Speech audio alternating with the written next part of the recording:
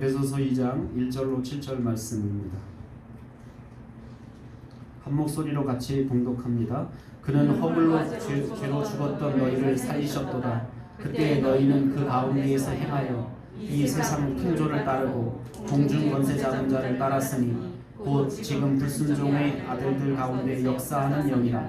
전에는 우리도 다 그 가운데에서 우리 육체의 욕심을 따라 지내며 육체의 마음에 원하는 것을 하여 다른 이들과 같이 본질상 진노의 자녀이었더니 긍휼이 풍성하신 하나님이 우리를 사랑하신 그 큰 사랑으로 인하여 허물로 죽은 우리를 그리스도와 함께 살리셨고 너희는 은혜로 구원을 받은 것이라. 또 함께 일으키사 그리스도 예수 안에서 함께 하늘에 앉히시니 이는 그리스도 예수 안에서 우리에게 자기 하심으로써 그 은혜의 지극히 풍성함을 오는 여러 세대에 나타내려 하심이라. 아멘.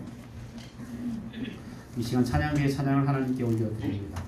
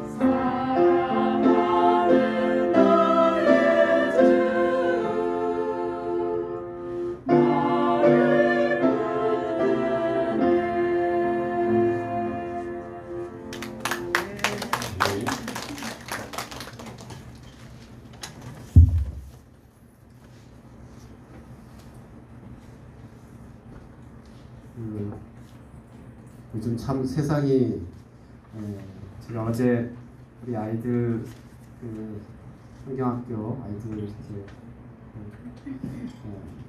뭐 음식을 먹고 나서 이렇게 딱 봤는데 4살 먹은 서우가 누가 먹자마자 음식을 먹자마자 누가 시키지도 않았는데 마스크를 보면서 제가 그걸 보면서 야 놀랍다.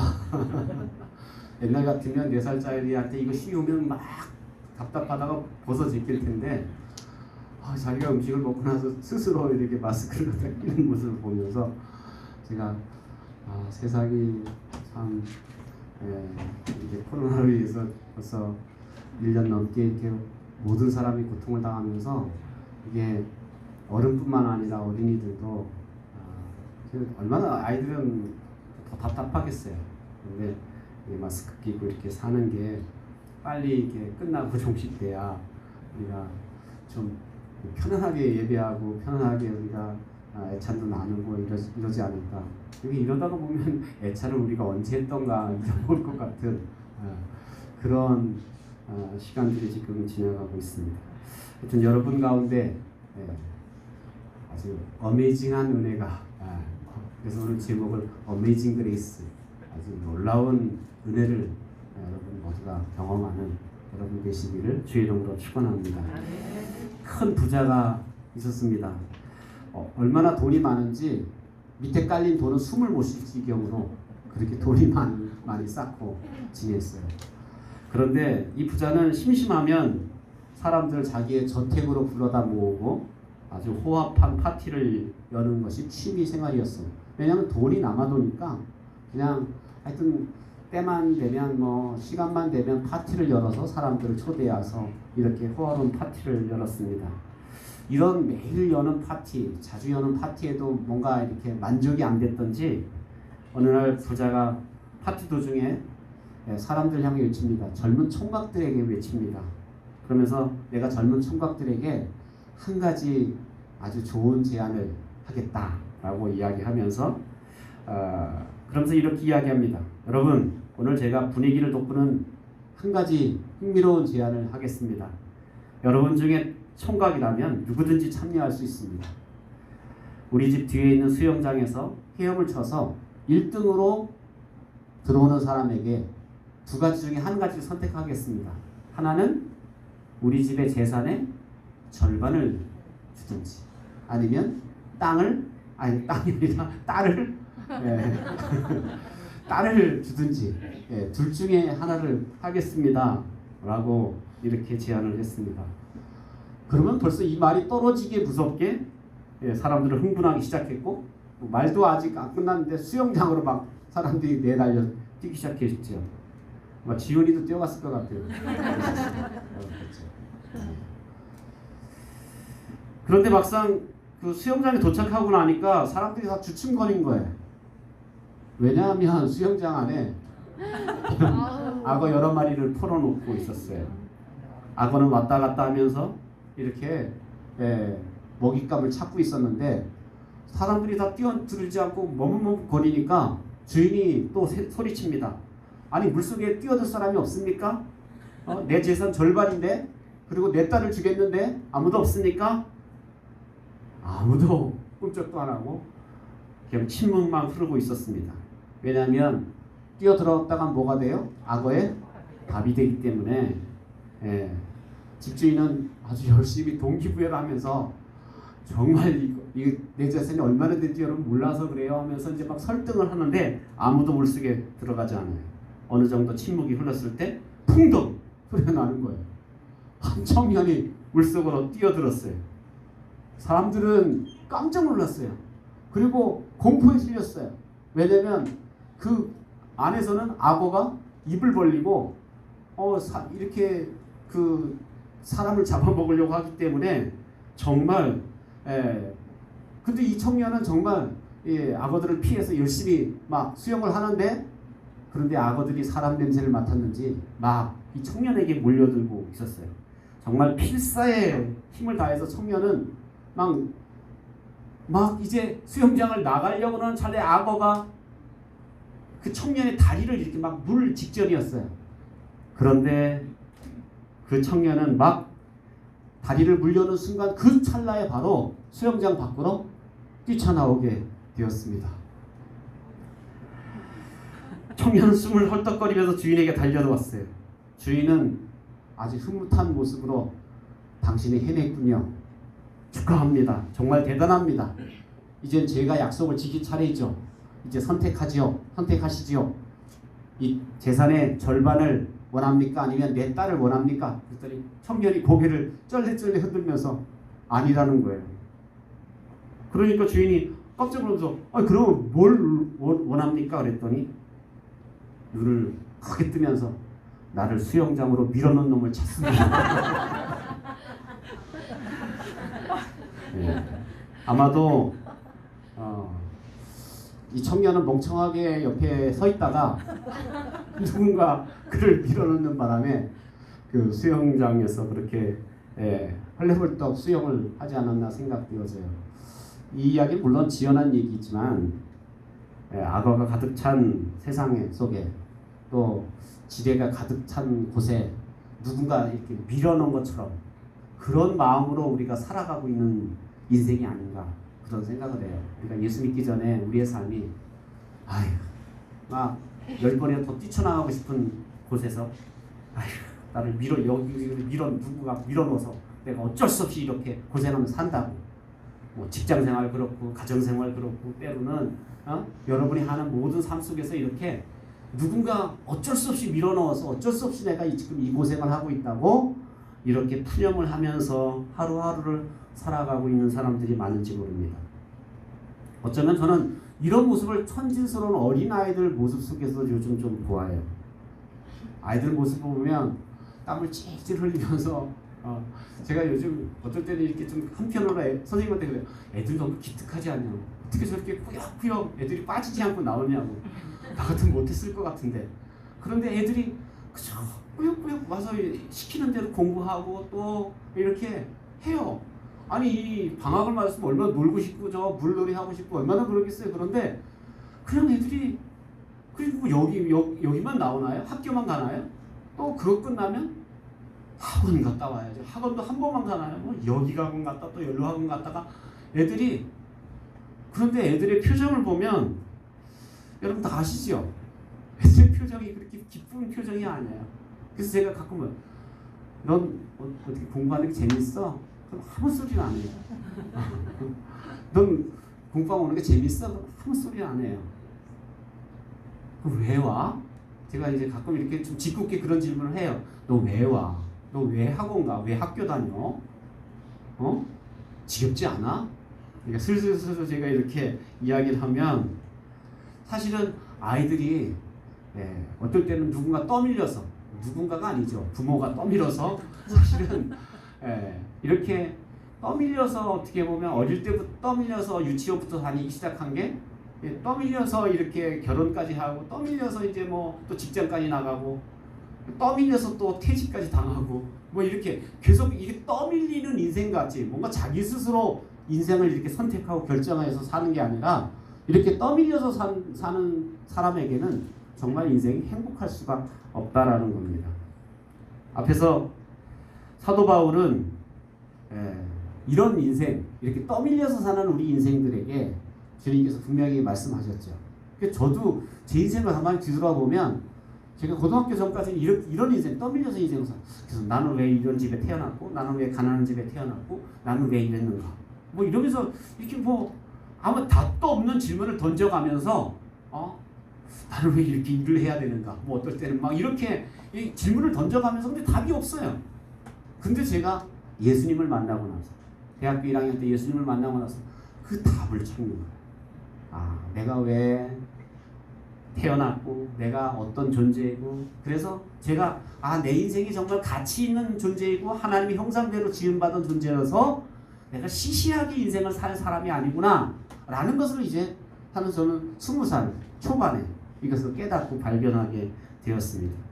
앞에서 사도 바울은 우리의 마음의 눈이 띄어져서 부르심의 의미가 무엇인지 그리고 그 기업의 풍성함이 얼마나 큰지 또 우리를 도우시는 하나님의 능력이 얼마나 대단한지 알기를 바란다 라고 이렇게 기도하고 있습니다. 그러면서 다시 오늘 2장에 들어가면 다시 원점으로 돌아가서 구원받기 전에 우리의 모습이 어떤 모습이었는지 또 구원받은 후에 우리의 모습이 어떻게 변화됐는지 두 가지를 그러니까 예수님 부르시기 전에 우리의 모습이 어땠는지 또 예수님을 만나고 나서 우리의 삶이 어떻게 바뀌었는지를 우리에게 보여주고 있습니다. 먼저 구원받기 전에 우리의 상태가 어떠했는지 1절부터 3절 이야기하고 있습니다. 같이 읽겠습니다. 그는 허물과 죄로 죽었던 너희를 살리셨도다. 그때 너희는 그 가운데 행하여 이 세상 풍조를 따르고 공중 권세 잡은 자를 따랐으니 곧 지금 불순종의 아들들 가운데 역사하는 영이라.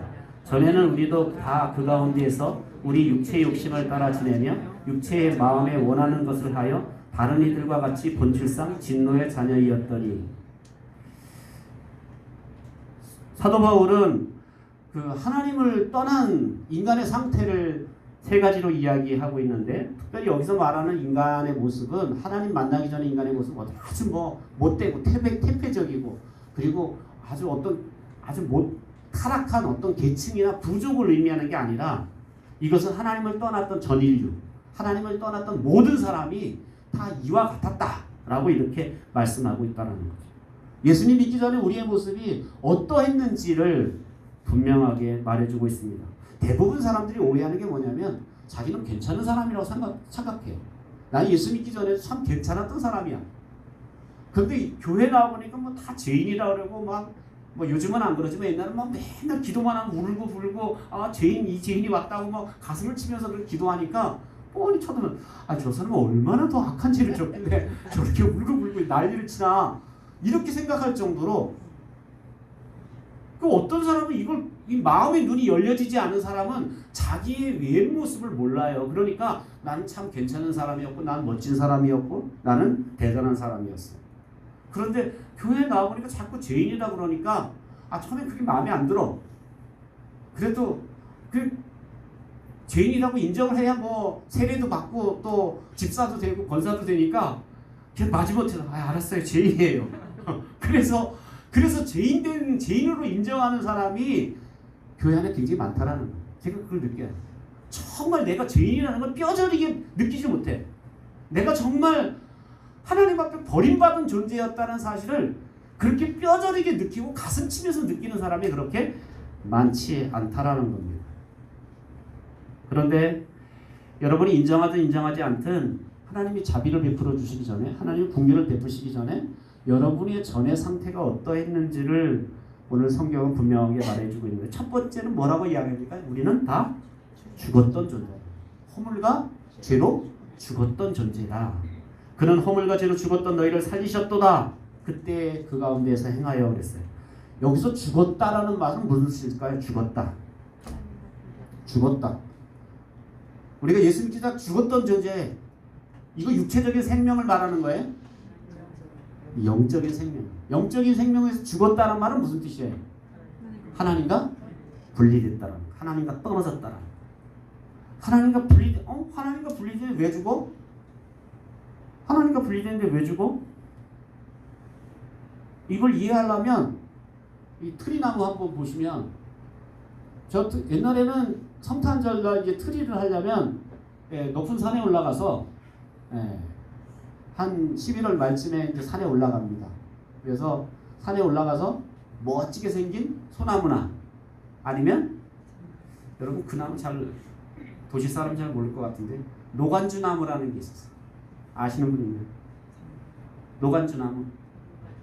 옛날 울타리로 많이 쓰던 가시가 있는 나무.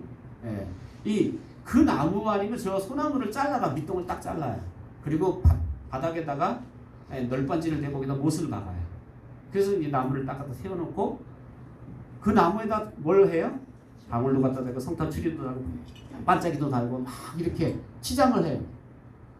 저 나무를 보면 살아있는 나무 같죠, 그죠? 근데 실상은 어땠어요? 죽은 나무.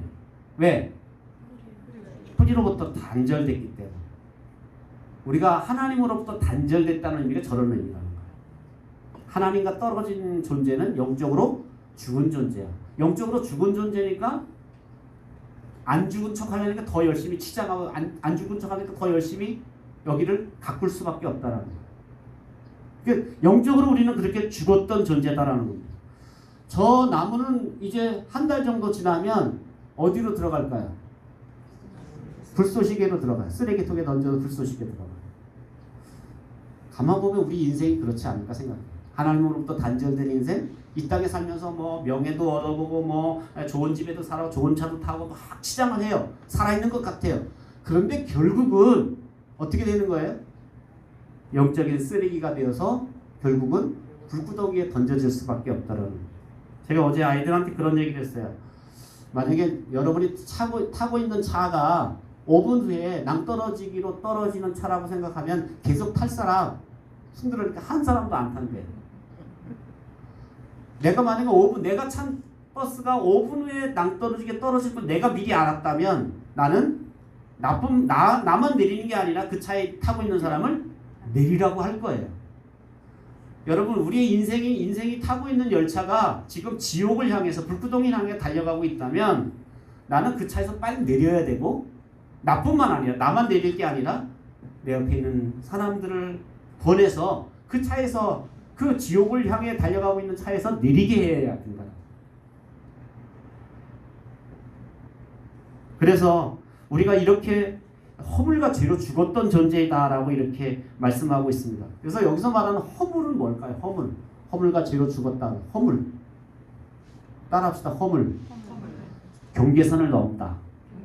네. 잘못된 걸음으로 경계선을 넘는 것은 허물이다. 경계선. 이건 무슨 경계선일까? 하나님이 가지 말라는 것, 하지 말라는 것, 넘지 말라는 이 경계선을 넘어. 하나님의 선을 넘는 것. 아담과 하와가 왜 죽었어요? 선을 넘었기 때문에. 우리는 선악과를 먹었기 때문에 죽었다 그러는데, 선악과 먹은 거, 물론 선악과 먹은 것 자체가 뭐예요? 선을 넘은 거야. 이건 하나님만의 영역인데 그 영역을 선을 넘었다라는 거야. 이게 선을 넘은 것, 우리가 허물이다라고 이야기해요. 죄라는 건 뭐냐면 관역, 그래서 하말라티아라는 말인데, 이 죄라는 하말라티아라는 말은 뭐냐면 관역에서 빗나가다. 요즘에 이렇게 올림픽 나간 선수들이, 양궁 선수들이 이렇게 화살 쏘잖아요. 관역을 향해 달려가는데 관역을 향해서 관역을 맞춰야 되는데 화살이 다른 데로, 엉뚱한 데로 날아가 버리면 빗나가는 걸 우리가 죄라라고 해요. 그러니까 하나님이 우리를 창조하시고 만드시고 우리에게 대해 목적을 가지고 계시다는 거예요. 근데 그 목적을 향해서 날아가야 될 우리들이 다른 데로 빗나가 버리는 거예요. 이런 것을 우리가 허물과 죄로 죽었다. 그러니까 하나님의 경계선을 넘었기 때문에 우리는 하나님으로부터 분리됐고, 또 한 가지는 하나님의 목적에서 벗어났기 때문에 우리는 하나님으로부터 떨어져서 죽은 존재가 됐다는 거예요. 두 번째로 우리가 예수 믿기 전에 어떤 존재라고 이야기합니까? 종이 되었다라고 말합니다. 뭐의 종이 되었다라고 말하죠? 거기 보면 따르고 따랐으니 따라 이렇게 말합니다. 세상 풍조를 따르고 공중권세 잡은 자를 따랐으니 지금 불순종 가운데 역사는 악한 영들이다. 전에는 우리도 이와 가운데 우리 육체의 욕심을 따라. 네. 따라다니는, 이 따라다니는 걸 뭐라고? 종이라고 말한다. 우리가 죄로 죽었기 때문에 영적으로 하나님과 분리됐기 때문에 하나님의 도움을 못 받으니까 뭐에 끌려다니느냐 하면 이런 세상 통제에 끌려다니고 공중권세 잡은 자에 끌려다니고 불순종한 악한 영들에 끌려다니고 욕심에 끌려다닌다는 거예요. 이 세상 풍조에 끌려다닌다. 세상 풍조라는 건 뭘까요? 아이들도 세상 풍조에 끌려다녀요. 유행을 말해요. 세상 유행 따라 사는 것도 제멋이지만, 그래서 아이들이 벌써 이 3살, 4살, 5살만 돼도요, 애들이 얼마나 유행에 민감해지는지 몰라요. 그래서 엄마가 이렇게 아침에 옷 꺼내 입히라고 의장 딱 열어서 오늘 이거 입고 오니까 해요. 애들이. 그거 아니라는 거예요. 오늘 자기 스타일 그거 아니라는 거예요. 그리고 다른 옷을 입어요. 그러니까 그게 뭐냐면 아이들부터도 벌써 유행을 알아요. 세상 풍조를 안다는 거예요. 그래서 그런 아이들이 이제 초등학교 들어가고 그러면 다른 애들이 핸드폰 사면 나도 핸드폰 사야 되고, 다른 애들이 어떤 것 입으면 나도 그런 거 입어야 돼. 그래서 중학생들 옷을 보면 어느 해는 막 까만 옷을 입고 다녔다. 여기 뭐 마크가 있는 까만 옷 입고, 어떤 때 옷을 보면 또 이렇게 긴 질질 바닥을 끌리는 긴 코트를 입고 다녀요. 그게 다 뭐냐면 세상 풍조예요. 그 세상 풍조에 들어가야 산다고 생각하고 아무 생각이 없어. 너 그거 왜 입니? 그냥 생각 없어. 또 왜 해? 아무 생각 없어. 그래서 그냥 하는 거야. 친구들이 하니까 그냥 나도 따라한다라는 겁니다. 이런 세상 풍조에 따라가는 그런 존재가 됐다라는 겁니다. 이런 것을 보면 우리가 마귀의 종이 되고 이렇게 세상 풍조의 종이 되는 것을 보면, 우리가 인형극 여러분 보시죠? 인형극 하면 인형극을 어제는 인형극 아니죠. 인형극을 하다 보면 이렇게 위에서 선생님들이 그 줄에 이렇게 매달린 인형을 어떻게 해요? 이걸 움직이면 인형 그 앞에서 춤도 추고 막 별짓을 다 해요. 마찬가지로 저 멀쩡한 사람들이 다 저 위에 줄은 누가 잡고 있어? 세상 풍조가 잡고 있고 마귀가 잡고 있고 불순종 가운데 역사는 악한 영들이 잡고 있고 욕심이 잡고 있고 이런 것에 의해서 조정당하는 저렇게 인형극하면서 노는 친구들처럼 그렇게 어떻게 보면 우리 인생도 이렇게 악한 영들에 따라서 조정당하고 살았다는 거예요. 언제 저거 언제 일이에요? 예수 믿기 전에. 근데 예수 믿은 후에도 좀 약간 떨어지는 분들은 예수 믿은 후에도 저거에 이렇게 조정당하는 거예요. 마귀가 시키는 대로. 짜증내면 떼셔 짜증내라고. 욕심내라면 욕심내고. 막 이렇게 마귀가 역사하는 대로 움직이는 그런 모습으로 살아가게 된다라는 거예요. 그래서 뭐 육체 욕심을 따라 사는 사람들, 육체 욕심 중에 가장 큰 욕심이 뭘까요? 우리 어른들에게 큰 욕심은 뭐죠? 수면욕. 그래서 집에서 잔 것도 모자니까 교회 나와서 자는 거예요. 욕심이 많아. 그래갖고 이거 안 자면 큰일 날 것 같으니까 집에 가서 집에서도 꽤 많이 잤는데도 교회 나와서 또 자는 거예요. 이 수면욕이 있어요. 또 무슨 욕이 있까요? 식욕이 있어요. 예. 먹어도 또 먹고 싶은 이 식욕이 있어요. 또 무슨 욕심이 있을까요? 아이들은 무슨 욕심이 있을까요? 아이들의 욕심 뭐 장난감에 대한 소유욕이 욕심이 있다는 어른들은 명예욕이 이런 욕심이 결국 욕심에 따라 움직이는 탐욕에 대한 욕심 이런 것들이 결국 우리가 종로로 탔던 그러니까 첫 번째로는 우리가 허물과 죄로 하나님으로부터 분리됐던 존재 예수 믿기 전에 두 번째로 우리는 종살이했어 뭐에? 세상 풍조에 마귀에게 불순종하는 악한 영들에게 또 욕심에게 종살이했던 존재라는 거예요. 세 번째로 우리는 어떤 존재라고 이야기합니까? 3절 말씀 보니까 우리는 정죄받은 자였다라고 말합니다. 다른 이들과 같이 본질상 진노의 자녀이었더니 따라서 본질상 진노의 자녀 이 본질상 진노 자녀 이 세 가지 단어가 제일 어떻게 보면 아주 무서운 단어예요. 저 진노라는 단어를 보면 진노라는 게 뭐예요? 저 진노는 사람이 뭐 잠깐 화가 난다고 해서 화를 내는 그 정도의 진노가 아니라 이건 누구의 진노예요? 인간의 진노가 아니라 하나님의 진노라는 거예요. 하나님의 진노가 임했고 또 자녀라는 말은 뭐냐면 자녀라는 건 여기서 원어에는 악이라는 말이에요. 아주 아기 때부터 태어날 때부터 그러니까 우리는 아주 하나님의 심판 아래 있었고 본질상이라는 말은 푸세이라는 말인데 이 푸세이라는 말은 무슨 뜻이냐면 아주 자연스럽다라는 얘기예요. 그러니까 이렇게 심판받고 어릴 때부터 아주 심판받아 태어난 게 아주 자연스러운 그러니까 타락해서 태어난 그 존재로서 아주 자연스러운 그런 상태에 있었다라고 이렇게 말합니다. 그러니까 우리가 요약하면 예수 믿기 전에 우리의 모습은 허물과 죄로 죽었고 세상 풍조 마귀의 욕심에게 종로로 됐고 본질상 우리는 진노의 자녀이었고 이렇게 우리가 이랬던 우리들이 예수님을 만났어요. 이런 우리들에게 예수님이 찾아오셨어요.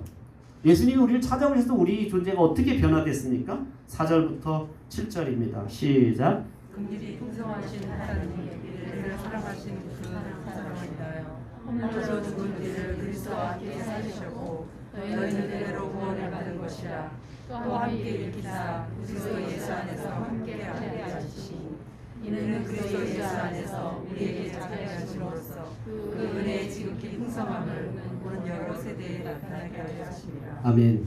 4절에 보면 가장 강력한 여기 우리 개역 성경에는 안 나오지만 원어 성경에는 그러나라는 접속사가 나옵니다. 이 역의죠. 그러니까 완전히 앞에를 뒤집는. 그러니까 앞에는 허물과 죄로 죽었고 우리는 마귀에게 종로로 됐고 그 다음에 본질상 진노의 자녀였던 이런 우리들이 그러나 하면서 확 전환시키는데 그러나 어떻게 됐다는 거예요? 하나님의 풍성한 사랑이 큰 사랑이 우리를 살리셨다라는 거예요. 그래서 5절 말씀 보면 뭐라고 이야기합니까? 첫째로 허물과 죄로 죽었던 우리를 누구와 함께? 그리스도와 함께 살리셨다. 이 함께가 나옵니다. 함께가 3번 나오죠. 5절 6절 보면 그래서 그리스도와 함께 살리셨고 함께 살리셨고 두 번째로 함께 일으키셨고 함께 앉히셨다. 하늘에 앉히셨다 라고 이렇게 말하고 있습니다. 여기 사용된 동사를 보면 우리를 부르셔서 구원하셨다는 의미가 무엇인지를 아주 명확하게 설명해 줍니다. 이렇게 죽었던 우리들을 하나님이 어떻게 우리를 살리셨는가를 아주 정확하게 이야기하는데 첫 번째는 살리셨어요. 여기서 살리셨다라는 말은 무슨 뜻이냐 하면 죽었던 우리들이 허물과 주로 죽었던 우리들이 어떻게 됐다는 거예요? 생명을 얻게 됐다라는 거예요. 예수님이 우리를 그러니까 저 그림은 무덤 속에 있는 나사로를 주님께서 나사로야 나오라 했더니 무덤에서 일어나서 걸어서 나오고 죽었던 나사로가 살아나는 것처럼 그래서 그 뒤에 요한복음 13장에 보면 나는 부활이요 생명이다라고 이렇게 말합니다. 그러니까 우리가 죽었던 우리들이 생명을 얻게 됐다라는 거예요. 제가 사실은 우리 한영 집사님 연락을 제가 잘못 오해해서 주일날 메시지를 아이들이 들을 수 있게 해주세요 하면서 제가 막 진짜 그림도 갖다 붙이면서 제가 오늘 이렇게 막 했던 이유는 아이들이 이 어려운 설교를 아이들이 잘 들을 수 있게 하려고 하다 보니까 제가 이렇게 그림을 갖다 막 이렇게 오늘 붙였는데 그래서 나중에 알고 보니까 오늘 11시가 아니라 어제 11시였어요. 제가 그 사실을 금요일날 11시에 알아들어서 제가 이렇게 크게 당황했었는데 바로 이렇게 살리셨다라는 거예요. 죽었던 우리를 살리셨다는 거예요. 두 번째는 어떻게 했어요? 일으키셨다. 그래서 여기서 일으키셨다라는 말은 뭐냐면 승천시키셨다. 일으키셨다라는 것은 우리를 부활시키셨다. 승천시키셨다. 세 번째로 앉히셨다라는 건 뭘까요? 예수님과 함께 보좌에 앉히시는 하늘 보좌에 앉히시는 말이에요. 그러니까 이렇게 예수님은 세 가지를 이야기한 거죠. 처음에 살리셨고 일으키셨고 앉히셨다. 자, 아직까지 이루어지지 않은 건 뭐예요? 앉히신 것. 또 일으키신 건 했어요? 아직도 승천 안 하셨죠, 여러분? 승천 안 했으니까 여기 남아 있는 거야. 그러니까 우리가 지금 현재까지 지금 진행된 건 뭐예요? 살리신 거예요. 우리가 예수 믿고 예수 믿을 때 살리신 것. 그리고 언젠가 우리는 주님 오실 때 일으키실 것이고 그래서 주님의 보좌 앞에 앉히실 것이다 라는 것을 그래서 이것을 간단한 용어로 말하면 부활, 승천, 착석. 예.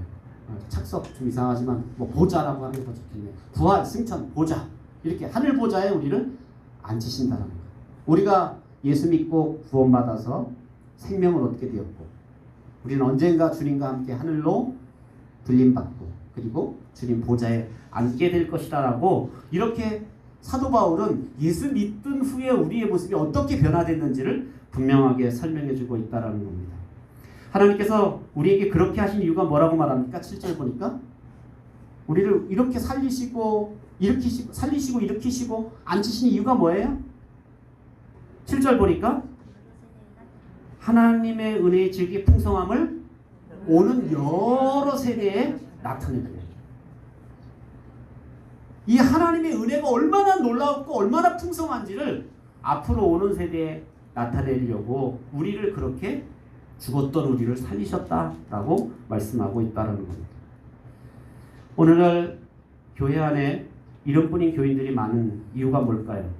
왜 하나님의 은혜가 얼마나 놀랍고 얼마나 풍성한지를 아는 사람이 그렇게 많지 않을까요? 왜 하나님의 은혜가 풍성한지를 모를까요? 왜 인간은 나를 예수님이 부르시기 전에 얼마나 우리가 부르시기는 어떤 존재였는지를 왜 우리는 모르고 살까요? 제가 아까도 말씀드렸지만 교회 안에 있는 많은 사람들이 그냥 교회 오래 다니다 보니까 죄인이라고 그러니까 죄인인 줄 알아요. 그리고 나중에 부활한다니까 부활하는 줄 알았고 생명이 있다니까 생명이 있는 줄 알고. 이거 그냥 들어서 아는 정도가 된다면 이건 심각한, 어떻게 보면 무신론자처럼, 지식은 있지만 무신론자와 같은 삶을 살 수밖에 없다는 거예요. 근데 저는 정말 너무 충격스럽지만 교회 안에 너무 많은 사람들이 아직도 이런 상태에 머물러 있다는 거예요. 교회는 나오지만 무신론자예요. 집사와 권사가 됐고 장로가 됐는데도 아직도 무신론자들이 많아요. 실존적인, 실제로는, 지식으로는 분명히 유신론자인데 실제로는 무신론자처럼 사는 사람이 많다는 거예요. 왜 그럴까요? 내가 예수 믿기 전에 어떤 존재인지 잘 모르기 때문에. 그러니까 내가 예수 믿고 나서 내가 이렇게 변화됐어도, 예수 믿고 나서 내가 생명을 얻었어도 그게 얼마나 놀라운지 잘 몰라요. 그래서 우리가 그런 얘기 하잖아요. 정말 죽었다가 살아난 사람은 생명의 은혜가 얼마나 큰지. 오늘 아침에 제가 잠깐 TV 보는데 어떤 한 75세 된 아주머니가 걷다가 이제 근력이 모자라니까 넘어졌어요. 그 고백이 뭐냐면, 제가 건강한 걸어 다닐 때는 잘 몰랐는데 다리를 다 이렇게 금이 가고 이렇게 다 이제 휠체어를 타고 보니까 뭘 알았어요? 이제 건강의 중요성을 알았다는 거예요. 그러니까 그런 것과 마찬가지로 우리 삶 속에서 정말 내가 예전에는 잘 몰랐, 예수 믿고 나서 내가 예전에 어떤 존재였는지 잘 모르니까 내가 지금 누리고 있고 내가 지금 주님을 만나고 있고 주님을 예배하고 있는 게 이게 얼마나 대단하고 얼마나 놀라운지를 잘 모른다라는 사실입니다. 예수님을 부르기 전에 우리의 모습은 영적인 시체였습니다. 영적 시체는 생명이 없기 때문에 그냥 딸려다닐 수밖에 없어요. 영적 시체인 우리 인간은 세상 풍속이 이끄는 대로, 세상 유행이 이끄는 대로 거기 따라다녔어요. 왜냐하면 생명이 없기 때문에. 영적 시체인 우리들은 공중권세 잡은 마귀의 악한 영에 우리는 이끌려 다녔어요. 욕심에 이끌려 다녔어요. 거부할 능력이 없어요. 왜? 우리는 죽어 있었기 때문입니다. 그런데 우리가 예수 믿고 나서 살았어요. 이제 생명이 들어왔어요. 그런데도 여전히 똑같은 짓을 반복하는 이유는 뭘까요? 왜? 우리는 분명히 살아났고 옛날 살지 않았을 때, 영적인 시체 있을 때는 끌려다니는 게 당연해. 종로로 타는 게 당연해. 죽은 게 당연해. 그런데 분명히 살아났는데도 불구하고 우리가 왜 그런 삶을 실존적으로 무신론자처럼 살아갈 수밖에 없을까요?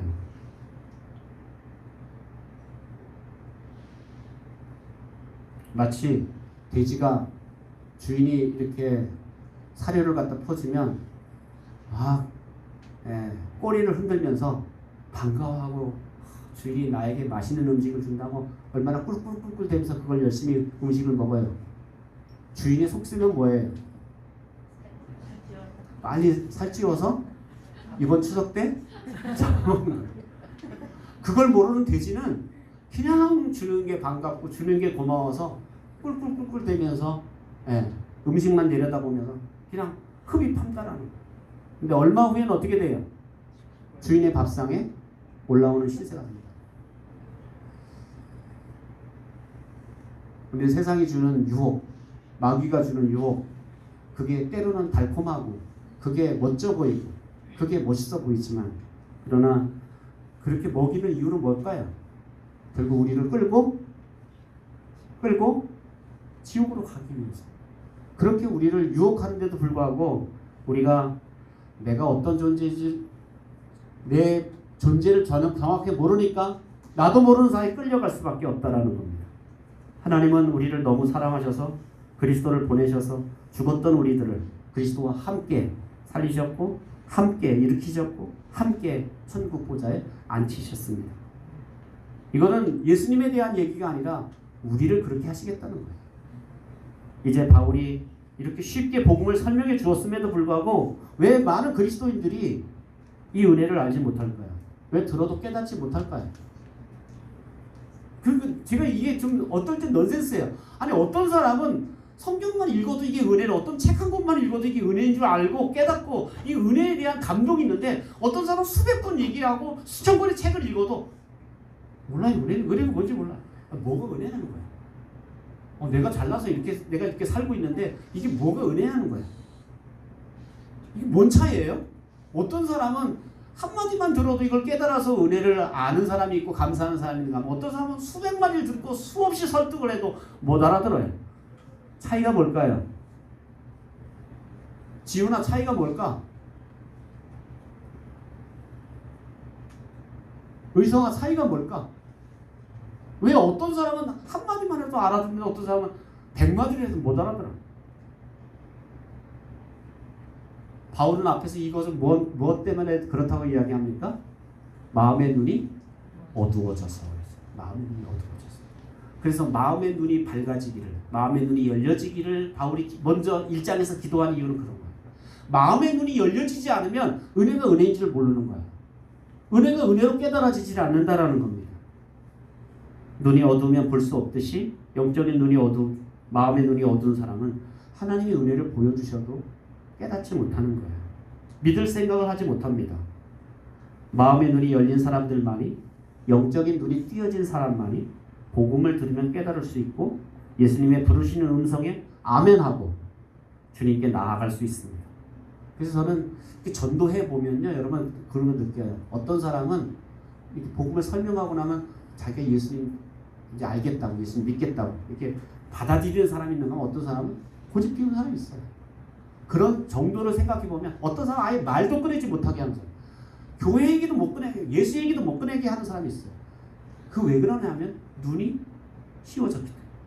눈이 어둠으로 덮여진 사람은 아예 이건 들으려고 하지도 않고 거기 관심도 없다. 그러나 그래서 우리가 복음을 전하려면 먼저 기도가 필요한 게 뭐냐면 그 사람 눈에 이런 비늘이 벗겨져서 어둠의 그늘이 벗겨지고 마귀가 씌워놓은 그물이 벗겨져서 보게 해주십시오. 들으면 깨닫게 해주십시오. 그래서 그렇게 열려지고 눈이 띄어진 사람에게는 복음이 한마디만 증거돼도 그가 예수 그리스도 안에 돌아오는 역사가 나타나게 되는 줄로 믿습니다. 오늘 특별히 우리 어린이들, 이제 어제 말씀을 듣고 또 오늘 말씀 듣는 우리 어린이들이 예수님이 우리 어린이들을 부르시고 있고 그 부르심, 예수님의 부르심 앞에 내가 예수님의 부르심 앞에 내가 여기 있습니다. 내가 이제 하나님의 자녀가 될게요 하고 예수님의 부르심에 내가 응답할 때 우리가 하나님의 자녀로서 하나님이 우리를 삼아주시고 또 오늘 이렇게 우리를 죽었던 우리를 살리시는 놀라운 역사를 경험하게 될 줄로 믿습니다. 여러분 이미 예수 믿은 분들은 내가 이런 존재가 됐구나. 이제 존재의 자각을 느끼셔야 돼. 나는 이제는 살아난 존재가 됐고 나는 이제 언젠가는 일으키실 존재가 됐고 나는 천국의 보좌에 앉을 존재인데 내가 시시할 존재가 아니지. 내가 시시하게 이렇게 세상에 내가 마귀에게 욕심에게 끌려다닐 존재가 아니지 라고 생각하고 우리가 변화되는 삶을 살아야 될 줄로 믿습니다. 그래서 애들이 소원에 나무에다 여러 가지 붙였어요. 예배하고 싶어요. 기도할래요. 이렇게 쭉 이렇게 붙였어요. 또 저 바깥에 보니까 바깥에는 버려야 될 것. 게으름 버리겠어요. 뭘 버리겠어요. 예수님을 내가 만나고 나서 변화받으면 버려야 될 건 버려야 되고 내가 하고 싶은 거는 또 예수님이 기뻐하는 일을 내가 이루어 나가는 그런 우리 어린이들 또 모든 성도님들 되시기를 주님의 이름으로 축원합니다. 기도하겠습니다. 자비로우신 하나님 은혜를 감사드립니다. 오늘도 주님 거룩한 주일에 저희들을 불러주셔서 하나님 앞에 예배할 수 있도록 은혜 주신 것 감사합니다. 오늘 예배하는 이곳에 주님이 임재하셔서 예배를 받으시고 오늘 참으로 주께서 말씀하신 대로 우리가 예수 믿기 전에 허물과 죄로 죽었던 마귀에게 종노릇하고 진노의 자녀였던 우리들이 이제 예수님 때문에 우리가 살림을 받았고 일으키심을 받고 또 함께 하늘 보좌에 앉게 된 존재가 되었음을 기억하고 하나님 우리가 정신 바짝 차리고 세상에서 시시하게 살지 않고 정말 하나님의 자녀답게 사는 저희들이 될 수 있도록 축복해 주시옵소서. 감사하며 예수님의 이름으로 기도하옵나이다. 아멘.